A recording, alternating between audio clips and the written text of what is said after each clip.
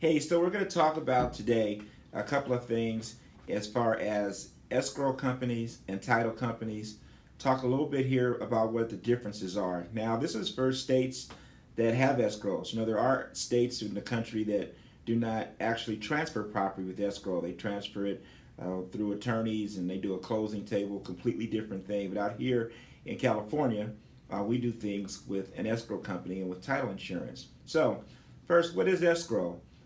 Escrow actually is a third neutral party whose job mainly is to make sure that the property is transferred directly from one existing person's name to the other and to make sure that all liens and encumbrances and everything else on the property are paid off, and they are to be neutral. They are not to negotiate, they are not to give advice. Basically, they're pretty much just told what to do and follow the instructions of both buyer and seller, and that everything has to be mutually agreed upon through escrow. So what do I mean by that? Meaning that as a buyer, you cannot have escrow do something without the seller's permission and or vice versa that will affect both parties.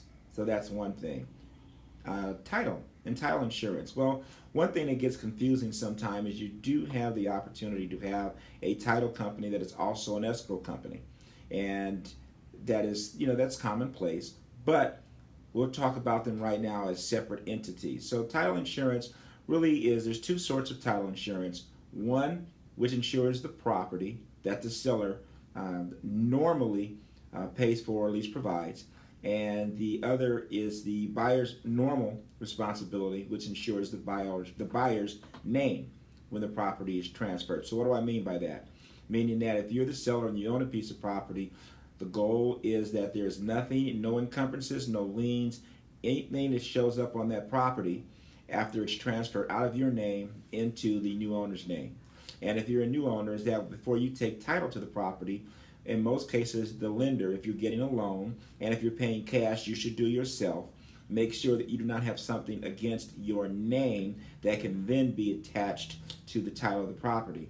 And if you're getting a loan, the lender will make sure of that and will not, in most cases, move forward with your financing.